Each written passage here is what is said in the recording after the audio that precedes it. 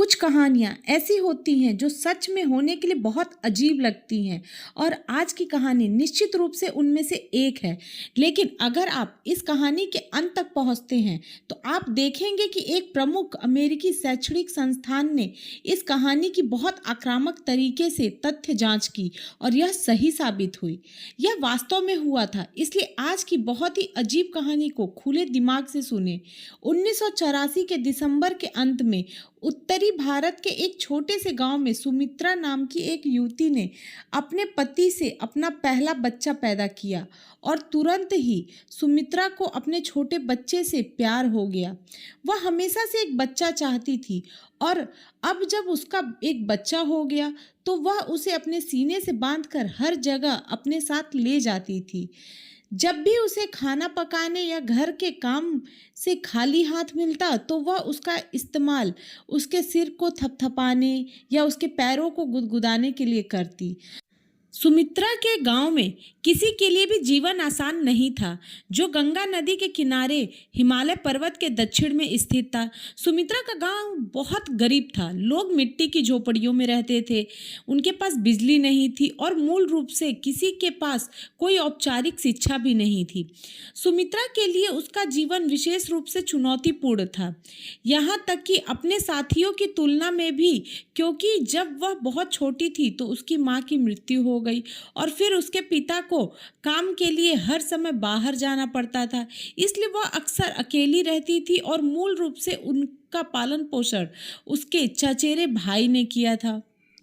और अब भले ही वह शादीशुदा थी, उसके पति को भी काम के लिए काफ़ी यात्रा करनी पड़ती थी। इसलिए सुमित्रा अपने पति के माता पिता के साथ उनकी झोपड़ी में रहती थी। लेकिन वास्तविकता यह थी कि वह अपने परिवार के साथ जितनी करीब थी उतनी उनके साथ नहीं थी और उसका परिवार कहीं भी पास में नहीं था।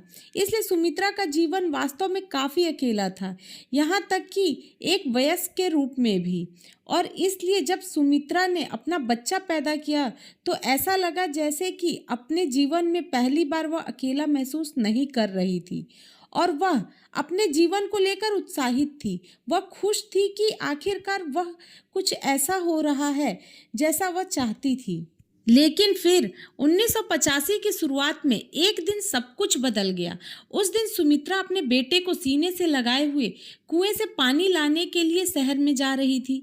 जब वह कच्चे रास्ते पर चल रही थी तो वह अचानक रुक गई और अकड़ गई और उसने अपनी बाल्टी जमीन पर गिरा दी। पास में मौजूद कुछ अन्य ग्रामीणों ने बाल्टी गिरने की आवाज़ सुनी। उन्होंने मुड़कर सुमित्रा को देखा जो पूरी तरह से अकड़ कर खड़ी थी।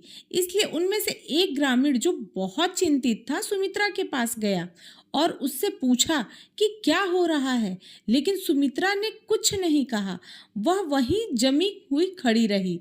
इस चिंतित ग्रामीण ने सुमित्रा के हाथों की ओर देखा और उसकी उंगलियां इतनी जोर से मुड़ी हुई थी कि ऐसा लग रहा था कि वे दूसरी दिशा में जाकर टूट जाएंगी।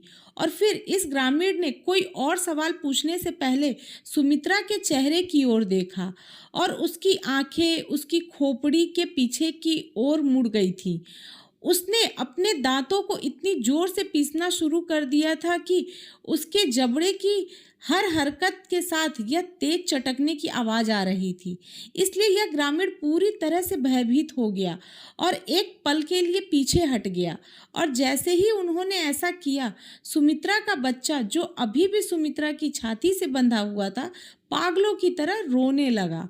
और इसलिए सुमित्रा के बच्चे के रोने और उन दो अन्य ग्रामीणों के संयोजन ने, जो सुमित्रा को घूर रहे थे, जो इस बहुत सी विचित्र मुद्रा में वहां खड़ी थी, आसपास के अन्य ग्रामीणों की आंखों को आकर्षित किया और जल्द ही वहां के लोगों की भीड़ खड़ी हो गई जो सुमित्रा को देख रहे थे। यह सुनिश्चित नहीं कर पा रहे थे कि क्या करें। और फिर जैसे ही सुमित्रा इस ट्रांस में गिर गई, वह रुक गई और सुमित्रा ने अपना सिर हिलाया। उसने अपनी आंखें फड़फड़ाई और उसने चारों ओर देखा और फिर अचानक उसे एहसास हुआ कि उसका बेटा पागलों की तरह रो रहा है और साथ ही उसके चारों ओर लोगों की भीड़ है। उसे पता नहीं क्यों और इसलिए वास्तव में शर्मिंदा महसूस करते हुए, लेकिन फिर से यह नहीं जानते हुए कि क्या हो रहा है, सुमित्रा ने जल्दी से अपनी पानी की बाल्टी उठाई, उसने अपने बेटे को पकड़ लिया और लोगों की भीड़ से बाहर निकल गई और शहर की ओर चल पड़ी, जहां उसे पानी मिलेगा।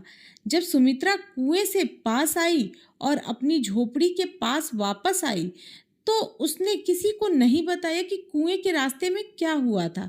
सच कहूं तो उसे वास्तव में याद नहीं था कि क्या हुआ था, और इसलिए सुमित्रा ने खुद से कहा कि कुएं के रास्ते पर जो कुछ भी हुआ वह शायद एक बार की घटना थी, जो शायद नए बच्चे के जन्म के कारण, तनाव और नींद न आने के कारण हुई थी। लेकिन कुछ हफ्ते बाद यह फिर से हुआ, और इस बार यह सम्मोहन काफी लंबे समय तक चला। सुमित्रा के ससुर रसोई में चले गए और उन्होंने देखा कि सुमित्रा वहां बिल्कुल अकड़ कर खड़ी थी। उसके हाथ पीछे की ओर मुड़े हुए थे और उसकी आंखें खोपड़ी के पीछे की ओर मुड़ी हुई थी। उन्होंने बाद में उसे बताया कि उन्होंने उसे हिलाया था और उसे जगाने की कोशिश की थी, लेकिन वह लगभग 10 मिनट तक नहीं जगा पाए। और फिर जब वह अचानक उससे बाहर आई तो उसे कुछ भी याद नहीं था और उसे पता नहीं था कि क्या हुआ था। मई 1985 तक, यानी अपनी पहली समाधि के लगभग 5 महीने बाद, सुमित्रा लगभग हर दिन इन विचित्र अवस्थाओं में गिर रही थी और ये अवस्थाएं कई घंटों तक चलती थी। इससे भी ज़्यादा विचित्र बात यह थी कि हाल ही में सुमित्रा के समाधि के दौरान वह बोलना शुरू कर देती थी और जो बातें वह कहती थी वो बिल्कुल अजीब होती थी। आमतौर पर वह मदद के लिए चिल्लाती थी। वह कहती थी कि उसका सिर कुचला जा रहा है और किसी को उसकी मदद करने की ज़रूरत है, और फिर अचानक उसकी आवाज़ धीमी होकर फुसफुसाने लगती थी और वह कहती थी, मुझे सिर्फ अंधेरा दिखाई दे रहा है। सुमित्रा के परिवार ने स्थानीय चिकित्सक से संपर्क किया जो सुमित्रा की जांच करने आया, लेकिन वह यह पता नहीं लगा सका कि उसे क्या समस्या है। उसके बेहोश होने के अलावा उसे कुछ भी ठीक नहीं लग रहा था। वह पूरी तरह स्वस्थ थी। और फिर जुलाई 16, 1985 को, यानी इन बेहोशियों के लगभग 6 महीने बाद, सुमित्रा खाना बनाते समय एक बार फिर बेहोश हो गई। इस बेहोशी के दौरान वह बोलती थी, लेकिन जब वह बोलती थी तो वह बहुत शांत रहती थी और बस यही कहती थी, 3 दिन में मैं मरने वाली हूँ। इस समय तक सुमित्रा अपने साथ हो रही हर घटना से डर गई थी और वह पूरी तरह से थक चुकी थी, जैसा कि उसका परिवार भी था। सुमित्रा ने अपने बेटे की देखभाल करना बंद कर दिया था, जो लगभग 8 महीने का था, क्योंकि उसे डर था कि किसी भी समय वह बेहोश हो सकती है और गलती से उसे चोट पहुंचा सकती है। इसलिए उसकी सास मूल रूप से लड़के की मां बन गई थी और सुमित्रा के पति, जो परिवार के लिए मुख्य कमाने वाले थे, को अपना काम के लिए यात्रा करना बंद करना पड़ा और घर पर रहकर सुमित्रा और उसके बेटे की मदद करनी पड़ी। अंत में 19 जुलाई 1985 को, यानी यह वह दिन था जब सुमित्रा ने अपनी समाधि में भविष्यवाणियां की थी कि वह मर जाएगी। उस दिन सुमित्रा जाग उठी और उसने बहुत ही सचेत प्रयास किया कि वह कुछ भी न करे जिससे उसे संभावित रूप से नुकसान ना हो। उसने खाना नहीं बनाया क्योंकि वह आग के पास नहीं जाना चाहती थी। वह किसी भी चीज़ के पास नहीं गई जिससे वह गिर सकती थी। वह उसी कारण से सीढ़ियों से नीचे भी नहीं गई। उसने अपने बेटे से भी बहुत सुरक्षित दूरी बना रखी थी ताकि वह सुरक्षित रहे। और उस दिन दोपहर तक सुमित्रा बिल्कुल ठीक थी और ऐसा कोई संकेत नहीं था कि उसके साथ कुछ बुरा होने वाला है। इसलिए वह और उसका परिवार आराम करने लगे। जैसे ही सुमित्रा की सास ने रात का खाना बनाना शुरू किया, सुमित्रा ने बाहर जाकर ताज़ी हवा लेने का फैसला किया। और जब वह वहां पहुंची तो उसने सड़क के उस पार अपनी एक करीबी सहेली को देखा और इसलिए उसने हाथ हिलाया और अपनी सहेली से खुशी खुशी सुमित्रा के पास जाकर नमस्ते कहने के लिए कहा। सुमित्रा अचानक से जम गई। उसकी आंखें उसकी खोपड़ी में चली गई, उसके हाथ सख्त हो गए और वह अपनी एक बेहोशी में चली गई। और इसलिए यह दोस्त गांव के बाकी सभी लोगों की तरह सुमित्रा को इन समाधि में देखने की आदी हो गई थी। और इसलिए वास्तव में जब उसने सुमित्रा को ऐसा करते देखा तो वह चिंतित नहीं हुई। लेकिन फिर सुमित्रा ने अपने समाधि में कुछ ऐसा करना शुरू कर दिया जो इस दोस्त ने पहले कभी नहीं देखा था। सुमित्रा, जो आमतौर पर इन समाधि के दौरान अपने हाथों को अपने बगल में रखती थी, उसने अपने हाथों को ऊपर उठाना शुरू कर दिया जब तक कि वे उसके माथे तक नहीं पहुंच गए। और फिर बेतहाशा सुमित्रा अपने सिर के ठीक ऊपर किसी चीज को नोचने लगी, और जैसे ही उसने ऐसा किया उसकी सांस बहुत तेज और कठिन हो गई, और इसलिए यह दोस्त अचानक सुमित्रा के लिए बहुत चिंतित महसूस करने लगी। भागकर उसके पास गई, लेकिन जब वह सुमित्रा के ठीक बगल में पहुंची तो वह कुछ नहीं कर सकी।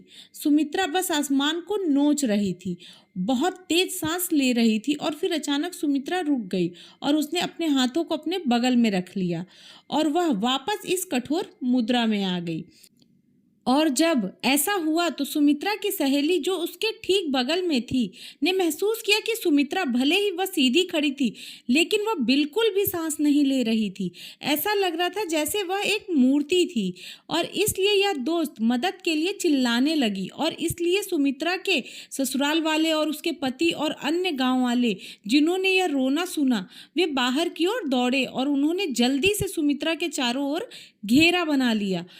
और फिर कुछ मिनट बाद दवाई देने वाला आदमी आया और उसने सुमित्रा की जांच की, और वह 1 मिनट के बाद पीछे हट गया और उसने बस इतना कहा, वह मर चुकी है। सुमित्रा का पति अपने घुटनों पर गिर गया, और फिर सुमित्रा की सास, जो सुमित्रा के बेटे को गोद में लिए हुए थी, रोने लगी।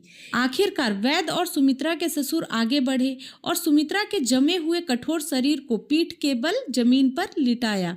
तो उसके परिवार और गांव के लोगों ने उसके अंतिम संस्कार की तैयारी शुरू कर दी। सुमित्रा की सास और गांव की कुछ महिलाओं ने सुमित्रा के शरीर को साफ करना शुरू कर दिया और साथ ही उसके चेहरे पर आवश्यक तेल लगाना शुरू कर दिया। और अन्य ग्रामीण जो इसमें शामिल नहीं थे, वे आग के लिए लकड़ी खोजने चले गए। गांव वाले ज्यादा बात नहीं कर रहे थे और बहुत सी महिलाएं रो रही थी, लेकिन उन्हें सिर्फ दुख ही नहीं था बल्कि डर भी था। वे सभी सुमित्रा की समाधि के बारे में जानते थे। वे महीनों तक हर समय ऐसा करती रही, लेकिन गांव वाले यह नहीं समझ पाए कि इनमें से एक समाधि के दौरान सुमित्रा ने अपनी मौत की सटीक भविष्यवाणी की थी। जो महिलाएं सुमित्रा को तैयार कर रही थी, उनमें से एक महिला ने यह देखा कि सुमित्रा की आंखें बंद थी, लेकिन उसकी आंखें बाएं और दाएं घूम रही थीं, इसलिए उसकी पलकें फड़फड़ा रही थीं। फिर अचानक सुमित्रा की छाती हवा से भर गई और फिर उसने एक लंबी तेज सांस छोड़ी और फिर उसने अपनी आंखें खोली और वह सीधे बैठ गई और चारों ओर देखने लगी। और अन्य महिलाएं जो भयभीत थी, वे उसे देख रही थी और वे यह देखकर दंग थी कि सुमित्रा पूरी तरह स्वस्थ और सामान्य दिख रही थी। हालांकि पिछले 45 मिनट से उसका दिल नहीं धड़क रहा था और वह पूरी तरह पीली पड़ गई थी और पूरी तरह मृत लग रही थी। सुमित्रा ने अपने चेहरे से आवश्यक तेलों को पोंछा और फिर वह खड़ी हो गई, और जैसे ही उसने ऐसा किया, औषधि वाला जिसने सारा शोर सुना था वह दौड़ कर आया और वह सुमित्रा के पास गया और उसकी सहायता की और उसे पैरों पर खड़ा किया, क्योंकि वह थोड़ी लड़खड़ा रही थी। फिर वैद्य ने मुड़कर ग्रामीणों की विशाल भीड़ का सामना किया और वैद्य के चेहरे पर बड़ी मुस्कान थी और उसने कहा कि आप सभी ने अभी एक चमत्कार देखा है कि सुमित्रा मृतकों में से वापस आ गई है। सुमित्रा के पति और उसके ससुराल वाले इतने सदमे में थे कि वे कुछ भी कहने या प्रतिक्रिया करने में असमर्थ थे, लेकिन तभी अचानक सुमित्रा का पति खुशी से झूम उठा और उसने सुमित्रा को गले लगाने के लिए दौड़ लगाई। लेकिन जैसे ही सुमित्रा ने मुड़कर देखा कि वह उसकी ओर आ रहा है, वह अचानक पीछे हट गई और अपने पति को खुद को बचाने के लिए अपने हाथ आगे बढ़ा दिए।